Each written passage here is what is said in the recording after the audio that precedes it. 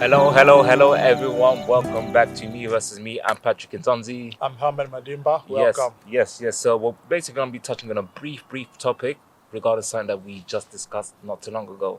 It's February, so we're still discussing topics regarding relationships, and we're still on forbidden questions. Now, this is not just a full. It's not going to be a full show, but we're just briefly going to do a short segment Yes, yes, of what yes. we already touched on, and you got a few things that you want to Yes, throw a yes, few questions. Yeah. definitely. So what do you have for us today? I mean, definitely just to, getting straight, nice and short. Last time we were talking about forbidden questions. And Yeah. one question, that tends to pop up, Yeah. especially when you are in a serious relationship with somebody Yeah. that's going to lead to marriage, Yeah. when both of you are, not that it's heading that way. Yeah.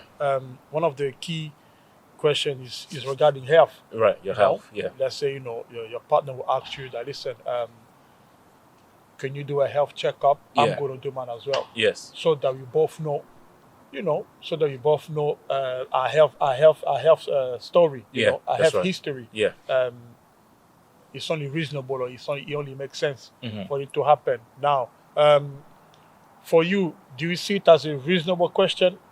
And also, you could answer the 301. Also, should any issue rise up during the health checkup? Yeah. Let's say I'm thinking about something minimal. Let's say, for example, the person has to be on medication Yeah. because of maybe diabetes, high blood pressure, low blood pressure, or whatever.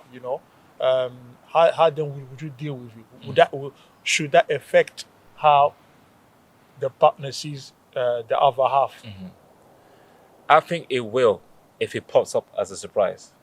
Okay. It's gonna have an impact on how you see not just the person but the relationship. It's gonna throw you off because you may have thought that you was heading in a particular way. You may have thought that you was prepared and ready for it, and you planned ahead already. But then when you get this surprise that pops up, it's almost like you have to stop and retreat. Yeah, And but hold replan. on. But what if the person will say that, look, I've not only been serious with somebody before, so how do you know Exactly. that's part of the equation? I Exactly. really do know. And in So, some cases, it, yeah. it can be that as well. I always compare this to job interviews every single time because the exact same principles apply. Yeah. When you're giving in your information and you're filling in your form, they ask you these type of things regarding your health as well. Are there any health issues that we should be aware of? Yeah. Now, there might be some that are sensitive that you may not necessarily feel comfortable in talking about, or you might feel embarrassed, or you might feel like, okay, if I tell them this, they might not employ me. They might think that I'm not up for the task. So let me not say it and let my abilities display it. However, if somewhere along the line it starts to pop up and starts to affect the way you're working, they don't have anything to work with. As far as they're concerned, you're healthy. Yeah. So they might get on your case, pulling you for a meeting, an informal warning, an informal disciplinary type of meeting. Not knowing that you may have blood issue, high blood pressure, suffering with something that's affecting you. They don't know that.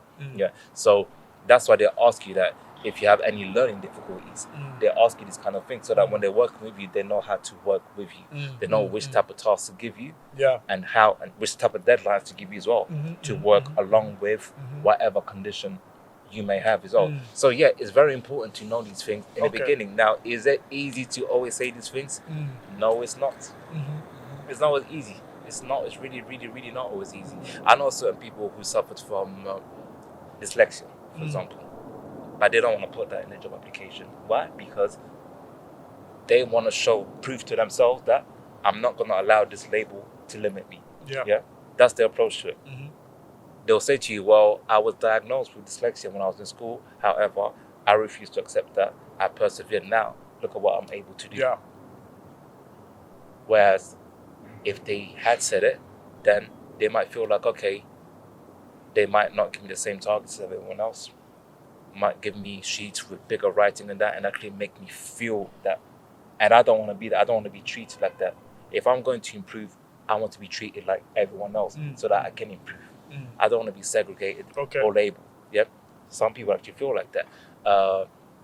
I work in education as well. I work in education as well as doing media as well. And I know certain students who actually refuse to get assistance when a teacher will come to them and help them with a task, they will freeze up and they'll get angry. Yeah. I don't need any help. I'm Yeah. not disabled. I can do this. Yes. Yes. Even some who actually struggle, you can see that they're struggling, Mhm, but they'll get upset and they'll start crying. Okay. You take them out of class and they're crying and they say, no, you know, that I'm being treated like I'm SCN. And they're crying. They're really, really crying. Yeah. I remember I encountered that particular. He was crying, and this student needs help. His attention span is absolutely at zero. Like, you'll speak to him, yes, sir. 3 seconds later, he's off task. You need to get on his task. However, when you're helping him, he gets upset. Why? There's something, I admired him because there was something in him. There was a drive inside of him that refused to accept that this is my condition. Yeah. No, I want to be able to do it by myself. I want to be able to work independently. And I believe I can do it. So I remember speaking to him and I told him that, look, even the best of the best have coaches. Even the best of the best have personal assistants that train them. And I remember I spoke to him about Usain Bolt. I'm like, who's Usain Bolt? Do you know who that is? Yes, who is? Okay, who is he? And he's telling me about Usain Bolt.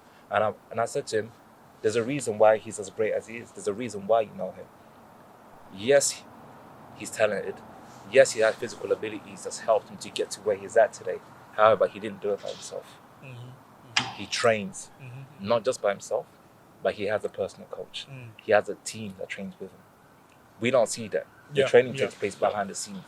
So it doesn't mean that he's, I'm going to use that label, disabled in a certain type of way, in the way that you think. It's just that there's an area that he needs help with. So his assistant coach, his personal trainer, his coach, they're helping with that to develop him, to help him get to the next level, or in some cases, to help him maintain the level that he's at. And that's why we see his greatness. The best of the best need help. The actors, the singers. Michael Jackson, I'm sure he had a vocal coach to help him. Yeah, we all need help. That's what it is. So I understand that people do not want a certain label or stigma to be attached to them, because then people view them in a certain way and people treat them differently, and that doesn't make them feel any better. I understand that. However, what do you do in those kind of cases? Because I believe that if you are getting involved with someone, whether in a business, in a relationship, they deserve to know what they're dealing with. They deserve to know what they're getting themselves involved into. In the same way, if you're entering an organization, you want to know what they're about. I know a lot of people who started working in a certain organization and about 4 months later, they're like, this is not what I signed up for. When I filled in the application, this is not what they said. Now that I'm working in the 4th month, they're getting me to do tasks that doesn't seem like it's part of my job description at all. I feel betrayed to a certain degree. And that's how they feel. And they get frustrated, and then they start making plans about leaving already. They're getting depressed, they're coming to work and not happy at all. So going back to the health issue again, it's the same thing. So they're asking you that not to label you, but so that they can know how to work with you. However, we have to take into consideration that certain things are not easy to discuss. And certain people have actually not said anything in their application and worked normally, and you weren't able to tell. Unless they told you, you wouldn't have been able to tell either. So what works for some people doesn't necessarily mean it's going to work for everyone else. However, in a relationship now, these things need to be discussed, because what you're planning for, is they just going to be dating for a few months and then you go your separate ways, or is there actually a future that you see with this individual? Do you see yourself building a family with this individual as well? So with whatever you carry now, is it something that could potentially affect the children that you have as well? If it comes as a shock, as a surprise, at which stage in your relationship does it come as a shock? Is it going to come at a point when you reach your peak and then it hits you unexpectedly and then you collapse? Is it going to come during a testing time in your relationship where you're struggling to hold on to each other, and then this coming and hit and then you fall off? So surprises are just that, surprises. You don't see it coming. And when surprises hit you, if it's a negative surprise and it hits you, it really hits you. Same way, a positive surprise, when it hits you, like for example, you're not expecting a birthday surprise at all. You're thinking everyone's forgotten about you. You walk into a room, then all of a sudden, a happy birthday. It's love. It's happiness. Everything. Some people, I've seen them break down and cry because they just wasn't expecting. They're grateful, but it's the impact. They were not prepared for it. It's that impact. It's the impact. Certain people have been affected negatively because the shock that came with that impact ended up affecting their health because they didn't see it coming. So holding that as a secret, is that any different to holding a secret that involves a third person in the relationship? And then it comes as a surprise. My partner has someone else on the side. My partner is actually married to someone else. Bam, surprise. So I know that's a bit extreme, but I'm talking about the Mhm, element mhm, of mhm. surprise, the impact that surprise Mm. actually has on you. Yeah. Yeah. Yeah. Because you can't prepare for it. You're not prepared for it. You don't know that it's gonna come. You're not aware of it. You're It's totally true. oblivious to it. Your focal point is in a totally different direction, and you don't know where that's coming from. So health, yeah, you should definitely discuss it. Yeah. Is the person gonna be on medication forever? Okay. Is this something that I can deal with? Okay. How do I support them through this? Yeah. Yeah. How is it gonna affect me? Okay, the plans that you had for your future, for your life, are you still going to be able to achieve it knowing this as well? Are they going to be able to be a good support system for you, knowing that this affects them all the way? Would you feel guilty to expect them to stand by you all the way through without this affecting them in any kind of way? Can they hold on to the weight of what you are trying to do? So these are all things that we need to consider, and they should be discussed, during like pretty much early stages Yeah. Definitely. Yeah. of Yeah. the relationship. Yeah. When I say early stages, I mean within reason. I'm not talking about the second day that you meet the person, No. No. but like have the same approach that you will have when doing an interview. It's true. Yeah, let them know. Let It's them true. know. Let them know. Because in an interview, let's be honest, you don't tell them everything about yourself. Yeah. Yeah. Yeah. But you say certain things that's necessary to know at that particular time. So timing is key, 100%. You can't disclose everything, in No, the super no. early stages. You got to use wisdom as well. You got to be considerate and weigh out the options. That's how I see it. Yeah. That's why I use that's why I use that in the context that where both of you know Yeah. that is going towards marriage. It's Yeah, very yeah, important. yeah. Apart from that, yeah, if you want to protect your personal data, Yeah. feel free. But if you're talking about serious relationship, yeah, like you rightly said, Yeah. it's got to be reviewed. Yeah. And another issue also that really needs to be spoken about already. Yeah. Now, what happens in that stage? Because it's a serious topic. Yeah. You know what I'm saying? What happens when no matter whether, even if it's the father also rejects, this man, no. You wanted you to marry somebody that is ready, someone that is rich already. This man is still at uni, he's struggling at uni, you don't have a job yet. You're the one that has a job. Yeah. You're the one that has a house. We don't want it in our family. What kind of disgrace is that? Are you going to be looking after him? Yeah. And then the woman is like, well, I know his future, I know his destiny. Right, so I'm not marrying him today. Yeah. I'm marrying what's going to be tomorrow. Then it's like, these boys, that's how they all are. Right. I don't think I want to be there. I don't think I want to bless this wedding. Now, what do you do in that instance? How does that affect their relationship? Are you like, okay, do you know what? I don't care what my parents say. I'm in love. I've made my choice. I've prayed about it. It's all good. If they want to come run, let them come run. I do hope they come run because I have nothing against them. But they're not going to get in the way of a marital destiny, especially when I found somebody I know is the person. Now, what do you do when you don't have the approval of one family? But then the other family is like, yeah, let's do this. Yeah, see, that's a tough one because it reminds me of the segment that we spoke about last month, breaking the cycle, basically. The dangers of tradition. Yeah. And that's one of the dangers of tradition as well, where tradition blinds you from seeing the future. Tradition blinds you from accepting evolution. When I say evolution, I mean in terms of things literally evolving and getting better. It blinds you from seeing that an individual's current state isn't their destination. There's a difference between a destination is a place that you're going to. Yeah, it's in you, and you're basically like I say this. Your destination is basically the future you waiting for you to become you. Yeah. Therefore, the magnet is in you and it's pulling you in that particular direction. Now, how can you look at someone and just say to them, "This is all you'll ever be"? What's the difference to that between like teachers in school who look down on certain students and didn't like them and say, "You're nothing. You're never gonna amount to nothing. This is all that you're gonna be," simply because that student displayed negative behavior in class? Is that all there is to that student? No. There are teachers who did that. We know certain famous people, whether rappers or actors, who will tell these stories that say, "Yeah, my teacher told me I will never amount to nothing." There's certain parents as well who said that over their children out of anger. This one, that's all he's going to be. That's all he's going to be. No, we can't do that. We can't do that. Conversate with people. Even when people don't know what they want to do with their life, should you write them off? Who are we to write off a human being? We've never created a human being in our lives. Giving birth doesn't mean that you created someone. Giving birth means you needed assistance from someone else to plant a seed in you. Unless you can create a human being from scratch, then you're qualified to say that. But the one who can create from scratch, he doesn't say that. He always says the best, the truth about that individual. Yeah. He speaks to you from your future that you're to get to. And that's what we need to start doing. Position ourselves where we're speaking to people from their future. You understand what I'm saying? Yeah, but it's difficult for It's some very- parents yeah, because some yeah. parents are like, well, this is my daughter. I'm not letting her go to There you marry go. someone in uni. There you How go. do I know he's going to be in debt when it comes out of uni? That's very true. And And I understand that. How do we know? Yeah.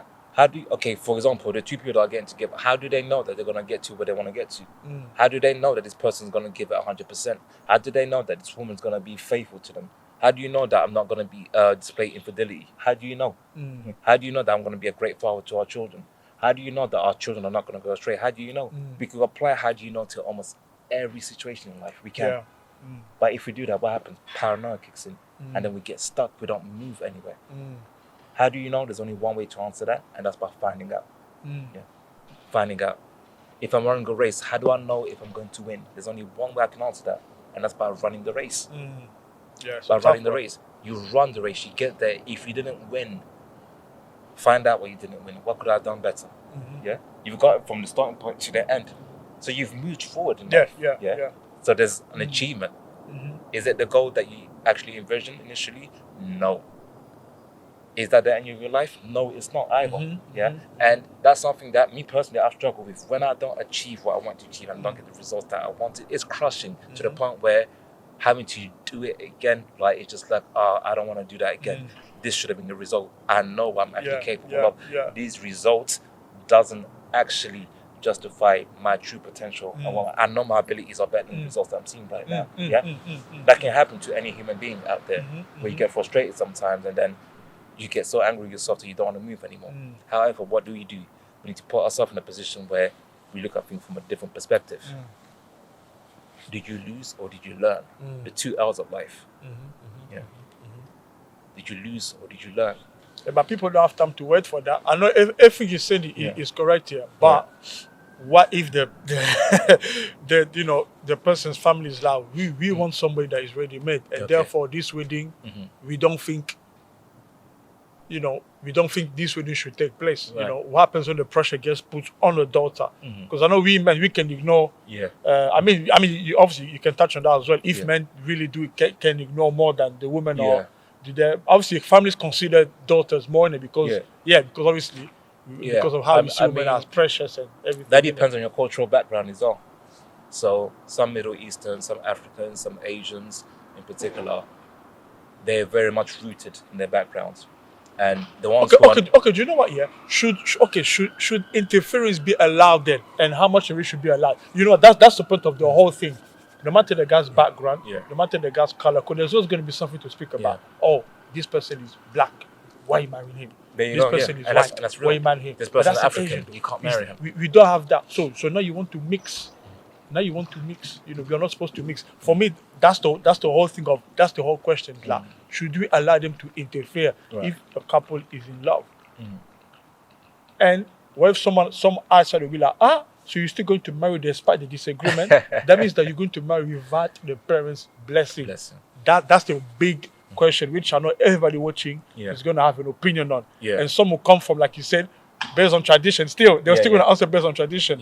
I know you're going to do that. Now, so what do we do then? What we need to acknowledge. Come out to my business. How do we say politely? I'm not a parent, but what parent needs to acknowledge is that you're not God. So that whole claim, if you do this, you're not going to get my blessing, that is manipulation at its peak. That's manipulation. You're basically saying, do what I want you to do, what I please. Basically. Interference? No. Advice and counsel? Yes. There's a difference between the two. Interfering means that you're getting involved in other people's business. You're interrupting. If two people are talking and you're interrupting, if two people are planning something, and because what are we saying about them if we're interrupting? We're saying that, you know what, you don't know nothing about your life, you don't know nothing about your life. You both are stupid. We know. Come to us. We will tell you who you're going to become. I'm going to tell you who you're going to become. I might as well choose your career as well. I might as well say what your children's names are going to be. Tell you what clothes you're going to wear. Tell you what to cook for your husband. And in some cases, it's been like that. It's literally been like that. I'll tell you when you should have a child. Oh, am I gonna get grandkids and that? What's she waiting for? It's Oh, been 5 what does she years, cook been for 4 you? years. But yeah, that's happened to the point where certain people, Man. certain women have said to their partner, you know what, if that's the case, is go and get your mom pregnant then. If she wants a child so bad, you go. And that's a foul thing to say, however, that comes from frustration. Some parents demand that they have a key to the house. Yeah, that's ridiculous. And That's they come ridiculous. Unannounced. unannounced. Yeah. And open the fridge. Yeah. And in some cases, they'll go in the kitchen and check to see what she's cooked. To criticize. Yeah. And to make matters worse, I know in some instances what they've done is they've checked the food and then they've gone, bought groceries and cooked something different. Oh, they didn't. Yeah. No, they didn't. Or in some cases cooked the same meal, but just to show that this is how you do it. In someone's kitchen. In someone's kitchen. That's extremely disrespectful, undermining as well. How's the wife supposed to feel good about that? It's undermining her. And in some cases the son will like, well, that's my mom, what can I say? No, that's what I'm saying. You're a man now. Yeah, that's what I was asking you. Yeah. It's still your mother, you still honor her, but she is no longer your mother in that capacity. So as parents, we need to understand that you give birth to children, you raise them to release them, not to keep them. Yeah. Some parents keep, why? Because the tradition that they've been brought under. That's what they saw their parents do, and their parents saw their parents do it. So we're hogging on to them. Yeah. If you're hogging on to someone, how are they supposed to maximize their true potential? Yeah. It's a different era now. Yeah. Let's adapt. Yeah. Let's push them. Let's encourage them to move forward. Ask them, take an interest in them, and not in our own selfish ambitions or what we fail to achieve, and we're trying to relive it through them as well. Let's not do that at all. Telling you, oh, she's too dark, she's not light enough. I know certain instances where a mother told the son's girlfriend, do you know what, in our family you have to be light, you know. Wow, so you have to get a product? Yeah, she be. Oh, no. No. This is a true story. It's not an example. She ended up bleaching. Oh. And it's not like he married her anyway. They broke up afterwards anyway. She ended up bleaching. Yeah, yourself. Yeah, in our family, you gotta be light. Wow, there's some things out there, man. And the girl ended up bleaching. So, No. one, that shows you what? There's an identity crisis and from the mother as well because she imposed it. Now, here's the thing. Do you think that the mother was naturally light-skinned? No. No. Do you understand? So, conversations are healthy. Some things are very hard to talk about. I get it, I understand it. Yeah? But however, think about it. Is it worth it? Is it worth it bursting out of nowhere in your relationship and messing up the great plans that you had together? No. Ask some of these questions. If they're touchy, allow the person to have time where they feel like they're in a safe place to actually answer it. Let's be considerate to one another. Okay, right now, I can't speak about it. Okay, when you do get time, I would like us to speak about this because it's important based on where we need to get to. So if the parent is possessive, you know, just give an example. Let's say if your mother is super possessive, right?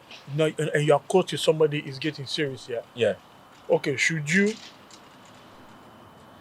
not in a disrespectful way, but should you tell your partner that, listen, my mom can be a bit, or do you go to your mom first and be like, listen, mom, I know how you are, but this is the person I'm going to be, so please, no interference. Yeah, I'll say speak Where to the do you mother go first. I'll say go to the mother first and speak to them. That's what I'll say, because speaking to the woman and telling her what the mother is like at times, she can then form an opinion on the mother and then not be herself. Yeah, if she's not wise enough, and not be comfortable and be very scared. So she's not comfortable and she's very quiet and timid and she comes around. Then the mother sees her. The mother might think, why is she like that? She's coming across disrespectful. She's coming across very sly, as if she's got something to hide. Be careful with that one. Okay. You understand what I'm saying? So you need to speak to the mom first. That's why I'll say speak to the mom first. And by doing so, you're showing that you are ready to make that transition from your son that used to tie the shoelace, used to do my tie, take me to school. Now I'm speaking to you on a different level, respectfully, but on a different level. Just to show you that I'm ready to make that transition to be a man who's starting his own family. And let me say that again, starting his own family, not marrying two families together. And that's what the problem is. There's going to be disagreements in the comments. Of course, there's going to be disagreements. Because they're going to be like, she belongs to the family. There you go. She's the family's no property. One owns so she needs to come to the aunties. We need to teach her how to cook. This is what you like. There you go. So that's what I'm trying to say to yourself. Not to yourself. That's what I'm trying to say. What I'm trying to say is, unless you've created a human being from scratch, then you can make certain claims. Yeah. Otherwise, you don't own anyone. I'm sorry. Like if so, like show the receipt. Show where you purchased. The one who did purchase gives you free will, but these people who haven't laying claims that no, you don't own the individual. Yeah, you're a control freak, which means you have a problem yourself. That was probably done to you, and that's what you're doing. It. Some people find it very hard to accept change, and it's painful because they can see that it's actually going to work for them. Yeah, but they didn't experience it. So rather than celebrating the fact that my children are going to experience something that they, thank God, no, you choose to. I can't deal with it. You're bitter. I can't deal with the fact that I didn't have it. So let my children go through the same thing that I went through. No, that's sickness, and you need healing. You need to get healed. So I definitely commend like any man who go to his mother and father, any woman who goes to her mother and father and say like, look, this is the decision that we've made. This is the road that we're going to take. If your parents say, you know what, we don't agree, we're not going to bless it, someone will bless it. Obviously, I'm not saying that, disregard your parents' blessing. No. That's not what I'm saying at all. It's great if you have it. But if you don't have it, what are you going to do? Not get married? Well, that's what they're saying. Don't marry. Don't go beyond that blessing. They'll say it will turn into a curse. That's manipulation. Are you going to beg for the acceptance? If so, how long are you going to beg for? Some parents only accepted once they saw it work. And they acknowledged, you know what? I raised my hand. I salute you. I didn't agree, but I see that you guys knew what you were talking about. And the bottom line is, certain people just don't see your vision. It's your vision. They don't see it. So, at the same time, we can't really be too hard on people all the time because I'm not necessarily going to see what you see. You've got a great business idea. I look at it, I'm like, in my opinion, which I'm entitled to, but does it count? No. I can't see what you see. Yeah. I can't see what you see. It's as simple as that. I can't see great potential in everyone has great potential, but do you actually see it? Do you actually see it? If you apply to play for a certain team and they say, you know what, you're not good enough, they didn't see your potential, another team probably will. And then once you become successful, they'll say, you know what, man, if only I did. I was listening to an interview with Dr. Dre, Snoop, and DJ Pooh. I didn't know that Snoop Dogg actually went to DJ Pooh first. And DJ Pooh said, nah, thanks, I'll pass. Wow. But Dr. Dre accepted. And the result is, it's history. You understand? So, what seems to be rejection at times is actually an indication to say this is a no entry. The entry is elsewhere. So you need to enter your path to your destiny. It's all about perspective all the time. Okay, tradition says no, it's not happening. But what's tradition? Tradition is something that doesn't evolve. So is tradition supposed to see vision? Let's be honest. Can tradition see vision? No, tradition can't see vision. Why? Because tradition is stuck in 1916. That's where it's at. That's where it's at. Should we disregard it? No. We thank it because it became a stepping stone to help us get to where we are today. That's why we're here today. However, we grow, we develop, we're going to expand. We evolve, 50 years from now, we should expect our children's children to be way further ahead, way more intelligent, way more advanced with everything that they do. Physically, mentally, with technology and everything. Phones evolve. Who makes phones? Human beings. So we need to keep up as well. That's right. We need to keep up. Obviously set boundaries. It's not everything that we should just accept. No, set boundaries. Remember the valuable lessons that tradition taught us. I repeat, the valuable lessons. The valuable ones. But things such as hatred based on how someone looks, someone's background, discrimination, segregation. We can't pass it on to our kids. No way. That's a no-no. No way. You can't pass it on to your kids. No. I remember before in a certain relationship. Oh, what does he do? Oh, this is what he does. Oh, he works for youth and he's in education. Okay, where's he from? Oh, he's from Zaire, Congo. Well, is he African? Yeah. Well, you can't marry him. That's what they said. Yeah. But I didn't get mad at it. I just told you know what? That's that grandmother mentality. That's a mentality. They've got the reason because Africans were portrayed to be a certain way to them. But you don't know me. You understand? So there are some who will accept you. Oh, where's he from? Oh, he's from a different culture. Oh, that's amazing. What do you know about his culture? You can learn so much more. Some people say, you know what? If they're not from my country, I'm not interested. Fair play to you. That's you.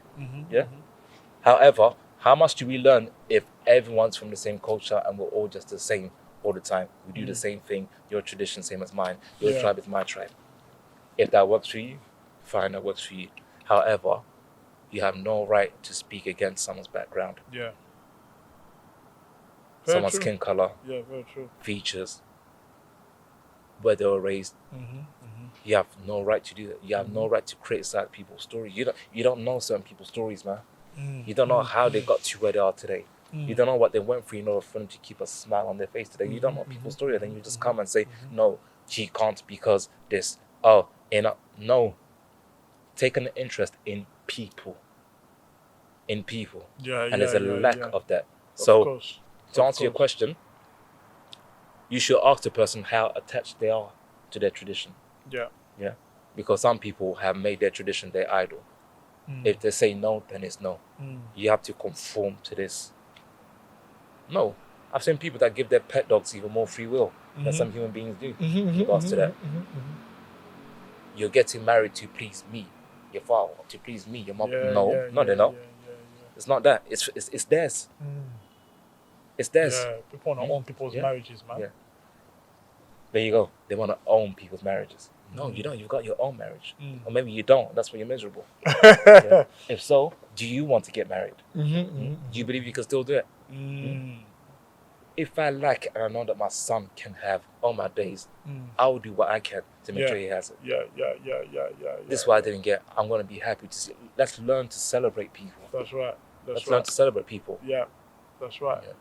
Yeah, I think, I'm good. Yeah. So, that question there needs to be asked, like, how connected are you to your tradition and how much of an impact do they have in terms of accepting people that come from different traditional backgrounds is all. So, I believe that's definitely something to consider, to ask. How do they feel about people from different ethnicities, different backgrounds, different skin color, and sometimes faith is all different faiths, which plays a major part. I know some people who, one was Christian, one was Muslim, and they got married. I was there to actually take the pictures, and both parents blessed it. One prayed, Muslim, they prayed, blessed it. And that one came Christian. That's a whole topic altogether. It was amazing to see it. I want to see that topic. Yeah, it was actually amazing to see it. They blessed it. They hugged, they took pictures together. They blessed each other. That was amazing to see see that. Okay. So I definitely believe that, because tradition is very dangerous because it follows certain people and certain people become miserable. I know marriages and relationships that become miserable. Why? Because it's not just two people in there. It's the burden of a tradition that's entered their home. Everybody, and it's become the law in their house. Where the friend, the one, either spouse will be making secret phone calls at night time, speaking to their friends, calling and crying at night time, saying, I can't take this anymore. I didn't know it was going to be like this. Like, what have I got myself into? I want to leave. I want to go. But there's a child coming on the way. What am I going to do? They're crying. When you're crying, so you need to ask yourself, are you going to be that individual who is smiling, grinning teeth on social media? This is my everything. Life couldn't be any better. But then behind the scenes, you're crying and you're depressed. No. I believe, I always say this, I celebrate what happens behind closed doors. What you see publicly is what happens behind closed doors. I'm not trying to pretend. What for? True. What for? I shouldn't have to pretend. Yeah. I don't want to live a lie. I actually want to become the real me, the real version of me. Has it happened yet? No, it hasn't. It's a work in progress. Do I always do what I'm supposed to do? No, I don't. But I'm going to get there. I always say, if I fall, I'm getting back up. I'm not staying on the ground. That's no. I can say that for sure. Definitely. Falling will happen. It can happen. But I'm not staying there. I'm getting back up. Definitely. So, what seems to be forbidden questions need to be asked at some point. You owe it to yourself, you owe it to each other, and you owe it to your future. Nice one. Yeah, that's good. Yeah, man. So, guys, thanks for tuning in into this short segment. I'm Patrick Kinzonzi. I'm Hamel Madimba. We'll catch you guys next time. Me versus me, the forbidden question. Ask them. Take care, guys.